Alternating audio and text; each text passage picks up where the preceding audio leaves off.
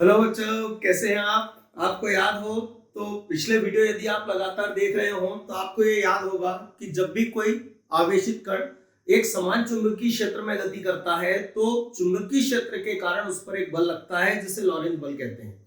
और हमने ये भी समझा था कि यदि कोई आवेशित कण चुंबकीय क्षेत्र में लंबवत प्रवेश करता है तो उस पर लगने वाला लॉरेंज बल अधिकतम होता है, जो कि QVB होता है,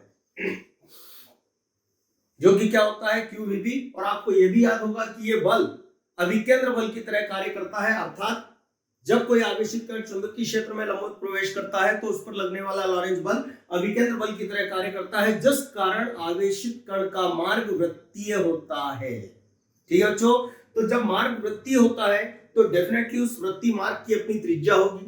डेफिनेटली उस वृत्तीय मार्ग पर एक चक्कर पूर्ण करने में आवेशित कण को लगा समय अर्थात आवेशित कण का आवर्त काल होगा और अपनी आवृत्ति होगी। तो इसमें इस अध्याय में अगला क्वेश्चन ये पूछा जा सकता है कि एक समान चुंबकीय क्षेत्र में वृत्तीय मार्ग पर गतिमान आवेशित कण के आवर्त काल और आवृत्ति के लिए व्यंजक स्थापित कीजिए। ठीक है बच्चों, तो हम देखने जा रहे हैं आवर्त काल और आवृत्ति के लिए व्यंजक। तो ध्यानपूर्वक समझिएगा। माना Q आवेश से आवेशित स्मॉल m द्रव्यमान का एक कण B तीव्रता के एक समान चुंबकीय क्षेत्र में V वेग से R त्रिज्या के वृत्तीय मार्ग पर गति कर रहा है। यह पूरा मैटर हमें लिखना होगा। ठीक है, गति कर रहा है तो आवेशित कण पर चुंबकीय क्षेत्र के कारण लगने वाला लॉरेंज बल। ठीक है बच्चों, तो ध्यान से देखिएगा। लगने वाला लॉरेंज बल क्या होगा, तो वो हो जाएगा Q, V और B। ठीक है, अब ये जो बल है ये उस आवेशित कण को वृत्तीय गति करने के लिए आवश्यक अभिकेंद्र बल प्रदान करता है। तो हम क्या कहेंगे, यह बल आवेशित कण को वृत्तीय गति करने के लिए आवश्यक अभिकेंद्र बल। बच्चों, अभिकेंद्र बल का सूत्र 11th में हमने पढ़ा है, mv²/r होता है। आवश्यक अभिकेंद्र बल mv²/r प्रदान करता है। तो क्लियर है बच्चों कि ये बल इस बल की तरह कार्य कर रहा है, तो ये दोनों बल आपस में कैसे होंगे, बराबर। तो हम क्या लिखेंगे, तो क्या होगा, तो QVB बराबर होगा किसके, mv²/r। ठीक है बच्चों, V से एक V कट जाएगा। यदि हमें किसका मान ज्ञात करना हो, R का, तो R को हम इधर ले लेते हैं और QV को नीचे उतार देते हैं। तो या लिख के हम क्या लिखेंगे, स्मॉल r बराबर mv और बटे क्या हो जाएगा, Q। बच्चों, हम चाहें तो इस मान को एक और तरीके से लिख सकते हैं। आप पढ़ेंगे, ये है m मतलब द्रव्यमान, v क्या है, वेग। बच्चों, द्रव्यमान गुणित वेग बराबर होता है संवेग, तो हम इसे P/QB भी लिख सकते हैं। इसे हमने डाल दिया समीकरण। बच्चों, ये क्या है, तो ये वृत्तीय मार्ग पर गतिमान चुंबकीय क्षेत्र में वृत्तीय मार्ग पर गतिमान आवेशित कण का जो वृत्तीय मार्ग है, ये उस वृत्तीय मार्ग की त्रिज्या है। और यदि आप ध्यान से देखेंगे तो इस त्रिज्या के सूत्र में वेग ऊपर बैठा है, और वेग का ऊपर बैठा होना इस बात को दर्शाता है कि ये जो r है ये वेग के अनुक्रमानुपाती है। और वेग के अनुक्रमानुपाती का अर्थ क्या निकला बच्चों, कि वृत्तीय मार्ग की त्रिज्या जितनी अधिक होगी उस वृत्तीय मार्ग पर आवेशित कण का वेग भी उतना ही अधिक होगा। ठीक है बच्चों, किंतु हमें तो आवर्त काल ज्ञात करना है। तो ध्यान से देखिएगा। अब यदि आवर्त काल कैपिटल T हो तो सूत्र,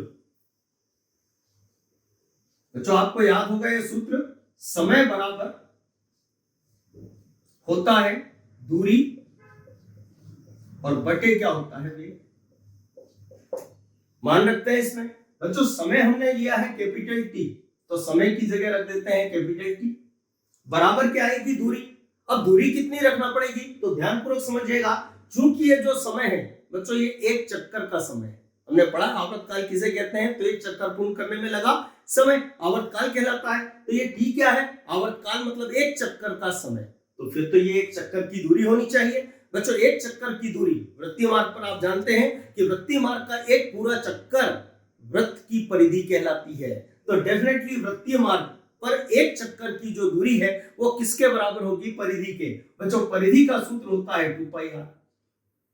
बटे में क्या आएगा, वेग। तो वेग तो v है, ये लिख देते हैं। अब पढ़े इसमें ये क्या लिखा है, r। बच्चों आर की जगह आर का मान जो हमने अभी ज्ञात किया था समीकरण 1 में रखा हुआ है वो यहाँ रख देते हैं। मान क्या था, आर बराबर ऊपर क्या था mv और बटे में क्या था qb, ये मान रख देते हैं। तो हम क्या लिखेंगे, समीकरण 1 से आर का मान रखने पर, मैं रख रहा हूं ध्यान से देखिएगा बच्चों, तो t बराबर क्या होगा 2 पाई, बटे में क्या लिखा हुआ है v, आर की जगह आर का मान फिट कर देते हैं। क्या है आर का मान, याद है आपको, तो आर का मान है mv इसके बटे में qb, ये है। ठीक है बच्चों, तो v से v तो खल्लास, तो जो बचेगा वो लिख लेते हैं। तो यह लिख के क्या लिखेंगे हम, t बराबर ऊपर क्या आएगा 2 पाई, साथ में क्या रहेगा m और बटे क्या हो जाएगा qb। और इसे कहते हैं बच्चों एक समान चुंबकीय क्षेत्र में वृत्तीय मार्ग पर गतिमान आवेशित कण का आवर्त काल। पर हमें आवृत्ति भी चाहिए, तो आपको याद होगा 11th में हमने पढ़ा है कि आवर्त काल के व्युत्क्रम को आवृत्ति कहते हैं। तो हम क्या बोलेंगे, और आवेशित कण की आवृत्ति f बराबर, आवृत्ति को f से दर्शा सकते हैं, f बराबर, अभी हमने क्या बोला, आवर्त काल का व्युत्क्रम, बोले तो 1/t। इसका अर्थ क्या निकला बच्चों कि जो t का मान है यदि हम उसको उलट दें तो हमें किसका मान प्राप्त होगा, f का। बच्चों t का मान ये है, इसको यदि उलटते हैं तो बराबर करके क्या लिखेंगे qb, ये नीचे वाला ऊपर आ जाएगा और ऊपर का 2 पाई m कहां आ जाएगा, नीचे। और ये बच्चों एक समान चुंबकीय क्षेत्र में वृत्तीय मार्ग पर गतिमान आवेशित कण का आवर्त काल और आवृत्ति का सूत्र होता है। ठीक है बच्चों, यहाँ ध्यान से देखेंगे इन दोनों सूत्रों को, तो इन दोनों सूत्रों में न तो वृत्तीय मार्ग की त्रिज्या आती है और न ही आवेशित कण का वेग आता है।